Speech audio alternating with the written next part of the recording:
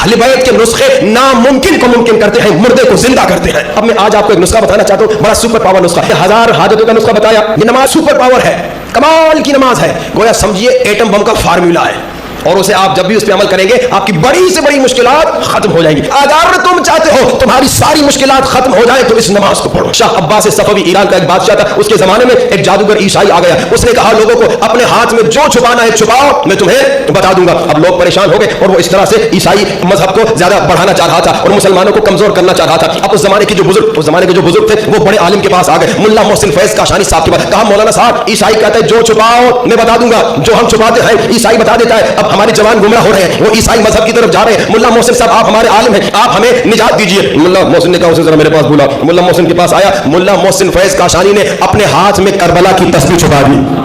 ملا محسن فیض کاشانی نے اپنے ہاتھوں میں کربلا کی تسبیح چھپا دی. کہا بتاؤ میرے ہاتھوں میں کیا چھپا ہوا ہے, میرے ہاتھوں میں کیا چھپایا ہے. تو بس عیسائی دیکھتا ہے, کہنا چاہتا ہے مگر کہہ کچھ نہیں سکتا, بولنا چاہتا ہے مگر بولنے کی طاقت نہیں آ رہی. ملا محسن فیض کاشانی نے کہا بھائی پریشان کیوں ہو, بتاؤ نا میں نے کیا چھپایا ہے. کہتا ہے میں چھپانے کی بات بتانا چاہ رہا ہوں مگر کنفیوز ہو رہا ہوں کہ تم نے کیا چھپایا ہے. کہا کیوں کنفیوز ہو رہے ہو. کہا کنفیوز اس لیے ہو رہا ہوں کہ مجھے تمہارے ہاتھوں میں جنت کا ٹکڑا نظر آ رہا ہے. میں پریشان ہو رہا ہوں کہ بتاؤں تو کیسے بتاؤں, جنت کا ٹکڑا ہاتھوں میں کیسے چھپ سکتا ہے. ملا محسن فیض کاشانی نے اپنا ہاتھ کھولا. کہا یہ کربلا کی تسبیح ہے, یہ میرے مولا حسین کے خاک شفا کی تسبیح ہے. بس اتنا سننا تھا. یہ عیسائی یہ کہتا ہوا مسلمان ہوتا ہے, کہتا ہے اے ملا محسن فیض کاشانی جب آپ کی تراب میں اتنا کمال ہے تو اب جو ابو تراب ہوگا مسلمان ہو گیا. لا الہ الا اللہ محمد رسول اللہ علی بن خاک شفا جو ہے وہ رکھا کرے. خاک شفا کا ایک اور واقعہ سنیے. ایک بزرگ عالم اور ذاکر کا واقعہ ہے. ایک ذاکر نے ایک شعر لکھا. ذاکر ایران کا ذاکر تھا, فارسی شعر اس نے لکھا. اس نے خاک شفا کی تعریف میں اس نے کہا اے خاک شفا یہ تو مہر نماز من, کہ اے حسین تیری خاک شفا میری سجدگاہ. ای خاک شفا یہ تو مہر نماز من. اور بعد والا مصرع ان ملک را بملک سلیمان نمیدہم, میں اس خاک شفا کو سلیمان کی بادشاہی کے بدلے میں بھی نہیں دوں گا. یہ اتنا بڑا سرمایہ ہے. عالم دین نے سنا, مجتہد بزرگ, انہوں نے کہا بیٹا یہ شعر تو تمہارا اچھا ہے لیکن میں اسے اور بہتر بنانا چاہتا ہوں. کہ بلا آپ بزرگ ہیں, آپ عالم, بتائیے کیا. اس نے کیا کہا, اے اب غور سے فارسی میں سنیے گا مزہ آئے گا آپ کو. اے خاک شفا یہ تو مہر نماز من. اس نے کہا اے مولا حسین آپ کی خاک شفا میری سجدگاہ ہے. عالم دین نے کہا یہ نہ کہو بلکہ یہ کہو اے خاک شفا یہ تو اصل نماز من, کہ حسین آپ کی خاک شفا اصل میری نماز ہے. کیوں؟ کیونکہ اگر حسین نہ ہوتے نماز نہ بچتی. حسین نے نماز کو بچایا. اے خاک شفا یہ تو اصل نماز من, تیری خاک شفا میری اصل نماز ہے. مولا حسین کی وجہ سے نماز بچی. تو جس کے دل میں حسین سے بغض ہو, جس کے دل میں حسین سے دشمنی ہو, وہ جتنی نمازیں پڑھ لے اس کی نماز نہیں ہوتی, اٹھک بیٹھک ہوتی ہے. جو بغض حسین کے ساتھ نماز پڑھے, جس کے دل میں حسین کی دشمنی ہو, وہ جتنی نمازیں پڑھ لے وہ اس کے منہ پہ ماری جائیں گی, وہ جنت میں نہیں جائے گا. کہ شاعر کہتے ہیں گر دل میں قدورت ہے ولی ابن ولی کی, کانٹا ہے تو گلشن میں نبات کر کلی کی, وہ سامنے دوزخ ہے تو اس سمت نکل جا, جنت تو ہے جاگیر حسین ابن علی کی. اگر جنت جانا ہے تو حسین کی محبت کے ساتھ, اگر جنت جانا ہے تو علی کی محبت کے ساتھ. کہ ایک شخص آ گیا میرے مولا علی کے پاس, میرے مولا رسول کے پاس, کہا کہ یا رسول خدا میں نماز پڑھتا ہوں کیا جنت میں جاؤں گا. یا رسول خدا میں روزہ رکھتا ہوں کیا میں جنت میں جاؤں گا. یا رسول خدا میں نیک اعمال کرتا ہوں, خیر و خیرات کرتا ہوں, کیا جنت میں جاؤں گا. اللہ کے رسول نے بڑا پیارا جواب دیا. اللہ کے رسول نے کہا جتنی نمازیں پڑھنی ہے پڑھ لو, جتنے روزے رکھنے ہیں رکھ لو, جتنے خیر کے کام کرنے ہیں کر لو, لیکن سنو اگر تمہارے دل میں علی کی محبت نہیں ہوگی نہ جنت ملے گی نہ نجات ملے گی. علی کی محبت,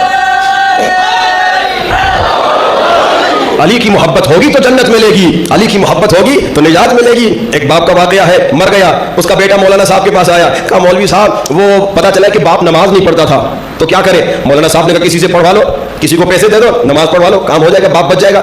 پھر وہ دوبارہ آیا, اس نے کہا مولوی صاحب وہ پتا چلا باپ روزے بھی نہیں رکھتا تھا. مولوی صاحب نے کہا کوئی بات نہیں, کسی کو پیسے دے دو, روزے رکھوا لو تو کام ہو جائے گا. پھر آیا, کہا مولانا صاحب وہ پتا چلا باپ حج پہ بھی نہیں گیا تھا تو اس کا بھی کوئی طریقہ ہے. کہا ٹھیک ہے کوئی بات نہیں, پیسے دے دو کسی کو, حج پہ بھجوا دو نیابت پہ, اور جناب حج ہو جائے گا.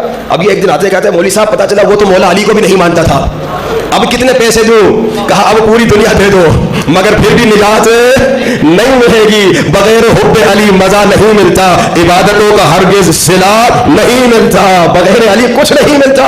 اب تم جتنے پیسے دینے چاہو نہیں ملے گا. اب میں آج آپ کو ایک نسخہ بتانا چاہتا ہوں, بڑا سپر پاور نسخہ. ایک تو میں نے 1000 حاجتوں کا نسخہ بتایا, آج کا ایک کمال کا نسخہ. اگر سننا نہیں چاہتے تو بلند ترین صلوات. چلے کچھ لوگ سمجھ گئے. اگر سننا, اب اگر آج کا نسخہ سننا چاہتے تو بلند ترین نعرہ حیدری. اللہ آپ سب کو سلامت رکھے, دنیا آخرت میں کامیابی دے. مجلس میں آنے کا مقصد یہ کہ زیادہ سے زیادہ انشاءاللہ یہاں سے سیکھیں اور پورے سال کا کوٹا لے کر جائیے. اب میں جتنے آپ کو نسخے دے رہا ہوں سارے ایک دن میں تو آپ عمل نہیں کر سکیں گے, لیکن آہستہ آہستہ استعمال کریں. یہ نماز ہے, نماز اتنی کمال کی کہ آیت اللہ بہجت کہتے ہیں. انہوں نے نوجوانی سے نماز پڑھی, کبھی یہ نماز نہیں چھوڑی. اس کا بہترین وقت ہے سحر کا ٹائم, نماز فجر سے پہلے. کہتے ہیں اگر کوئی یہ نماز صرف 10 دن پڑھے, کتنے دن؟ صرف 10 دن, اس کی زندگی میں جتنے تالے لگے ہوئے ہیں, جتنی بندشیں سب کھل جائیں گی. میں نہیں کہہ رہا, آیت اللہ بہجت کہہ گئے, بزرگ عارف ہے, بزرگ عالم ہے, بزرگ ہستی گزر چکی ہے, 2009 میں ان کا انتقال ہوا. لیکن اگر یاد رکھیے گا, مومن آتے ہیں کہتے ہیں مولانا صاحب آپ نے تو 10 دن کہا تھا, ہم تو 100 دنوں سے عمل کر رہے ہیں, کوئی اثر نہیں ہو رہا. تو یہ وہی بات ہے کہ ڈاکٹر صاحب نے کہا, ایک آدمی بہت موٹا ہو گیا تھا, اکثر یہ مثال لیتا ہوں, بہت موٹا ہو گیا تھا, ڈاکٹر صاحب کے پاس گیا. ڈاکٹر صاحب نے کہا دیکھو اگر تم پتلا ہونا چاہتے ہو تو ورزش کرو, ایکسرسائز کرو. اور ایکسرسائز کے بعد اس نے کچھ نہیں پوچھا کیا کرنا ہے, اس نے ایکسرسائز تو کی 6 مہینے, لیکن اور موٹا ہو گیا. کہا ڈاکٹر صاحب آپ کی بات کا تو الٹا اثر ہوا. کہا ایکسرسائز کے بعد تم کیا کرتے تھے؟ کہا پائے کھاتا تھا, نہاری کھاتا تھا, پراٹھے کھاتا تھا, مینگو ملک شیک پیتا تھا. کہا ایکسرسائز کے ساتھ پرہیز کرو گے تو پتلے ہو گے, ایکسرسائز کے بعد اگر کھاؤ گے تو موٹے ہو جاؤ گے. بھائی یہی ہے, یہ ایکسرسائز جو ہم آپ کو دے رہے ہیں, اب اس کے ساتھ پرہیز کرو گے تو وہ اثر ہوگا جو چاہتے ہو. ورنہ اثر تو ہوگا, اثر ضرور ہوگا, لیکن جو اثر آپ چاہتے ہیں اسے اگر حاصل کرنا ہے پرہیز ضروری ہے. ڈاکٹر آپ کو شوگر کی دوائی دیتا ہے, آپ شوگر کی دوائی کھاتے ہیں, پھر ساتھ میں گلاب جامن بھی کھاتے ہیں, کہتے بسم اللہ الرحمن الرحیم, نظر اللہ نیاز حسینی, ساری مٹھائی کی دکان آپ کھا لیتے. تو بھائی ڈاکٹر کہے گا بھائی یہ دوائی جو تم کھا رہے ہو, انسولین جو لگا رہے ہو, اس کا مطلب یہ ساتھ میں پرہیز کرو. پرہیز کرتے نہیں, نظر اللہ نیاز حسینی, بسم اللہ الرحمن الرحیم, پوری مٹھائی کی دکان کھا لی. پرہیز ضروری ہے.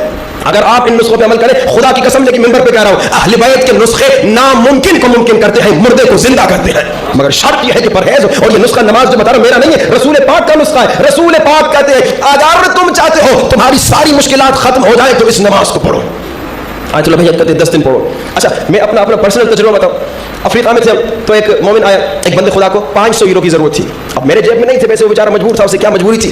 اب میں نے کہا خدایا یا میرے پاس ایسے لوگ نہ بھیج جن کو میں مدد نہ کر سکوں, یا اگر بھیجتا ہے تو بندوبست کر.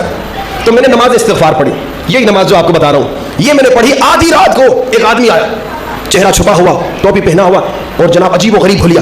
میں پریشان, یہ آدمی مجھے مارنے آیا ہے, کیا کرنے آیا ہے. اب مولانا صاحب بیٹھیے. بیٹھا اور اس نے مجھے ایک پیکٹ دیا, اینولپ دیا. کہا مولانا صاحب خدا حافظ, اور تیزی سے بھاگ گیا. اب میں حیران, یہ آدمی کون, یہ اینولپ کیا. میں نے جو کھولا اس کے اندر 500 یورو تھا. یہ نماز استغفار اتنی پاورفل ہے کہ اگر انسان کے ساتھ واضح پاک ہو فوراً اثر دکھاتی ہے. اچھا پھر میں نے یہ وہاں پر بتایا, وہاں مومن کو بتایا. ایک مومن نے کہا مولانا میری جاب 2 سال کے بعد مجھے پروموشن ملنے والی تھی, 2 سال کے بعد, لیکن مولانا 1 ہفتہ جب سے آپ نے کہا میں نے نماز استغفار شروع کی, 1 ہفتے میں مجھے وہ پروموشن مل گئی جو 2 سال بعد ملنی تھی. پھر ایک مومنہ نے انگلینڈ سے بتایا, اس نے کہا مولانا ہمارا ویزا پھنسا ہوا تھا, اس نماز استغفار پہ ہم نے عمل کیا, 2 ہفتے 3 ہفتوں کے اندر اندر ہمارا ویزے کا مسئلہ ختم ہو گیا. کئی اس طرح کے. اور جو ایک بزرگ عالم دین ایران کے ہیں وہ بتاتے ہیں, کہتے میں نے نماز استغفار لوگوں کو بتائی اور اس کی ویڈیو بن گئی, کلپ بن گئی, بڑی مشہور ہو گئی, اور وہ بہت سارے نے اس پہ عمل کیا, مگر میں نے خود عمل نہیں کیا. کہتے ایک دن میں مولا رضا کے حرم آیا, مجھے پیسوں کی ضرورت تھی, تو میں نے کہا مولا میں عالم دین ہوں, کس سے مانگوں گا, عالم کی عزت ہوتی کسی سے مانگتا تو نہیں عالم. تو مولانا صاحب مولانا نے کہا کہ میں نے کہا امام زمانہ آپ, امام رضا آپ مدد کیجئے, کوئی پیسہ بھجوائیے, کوئی طریقہ, کوئی وسیلہ مجھے مدد کیجئے, میری مالی مشکل ختم ہو جائے. یہ ایرانی عالم کہتا ہے میں وہاں بیٹھا ہوا تھا مولا کی ذریعے کے سامنے, ایک ہندوستان کا عالم دین آیا اور اس نے میری طرف دیکھ کر کہا نماز استغفار والے مولانا.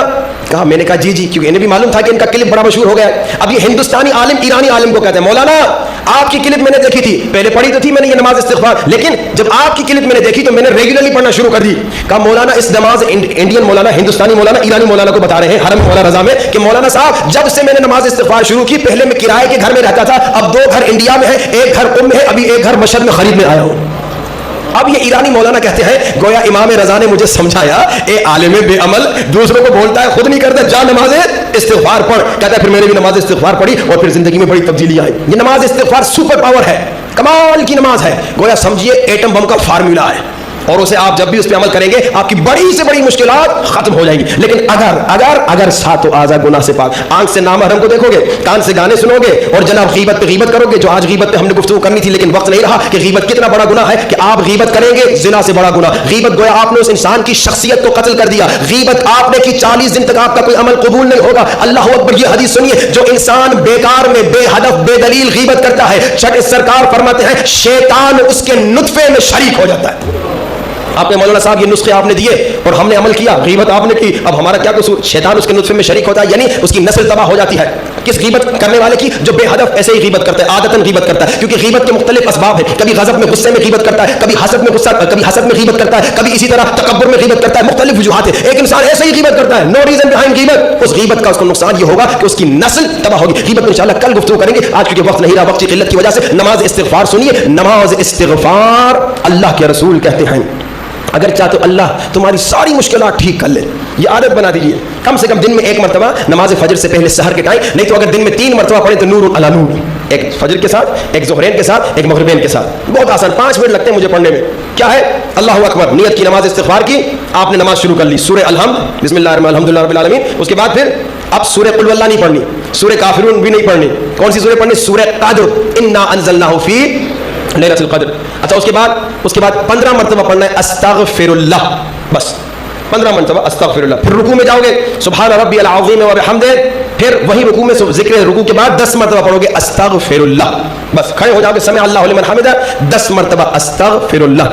سجدے میں جاؤ گے, سجدے کا ذکر سبحان ربی الاعلی و بحمدہ, پھر 10 مرتبہ وہیں پر استغفر اللہ. اٹھو گے 10 مرتبہ استغفر اللہ. دوسرے سجدے میں جاؤ گے سبحان ربی الاعلی و بحمدہ, پھر 10 مرتبہ استغفر اللہ. پھر اٹھو گے 10 مرتبہ استغفر اللہ. دوسری رکعت بھی بالکل اسی طرح 75 مرتبہ ہر نماز میں, ہر رکعت میں, 2 رکعتوں میں 150 مرتبہ استغفر اللہ. اتنی آسان اور فائدے کتنے زیادہ. لیکن وہی میں نے کہا کہ اگر اعضاء پاک ہوں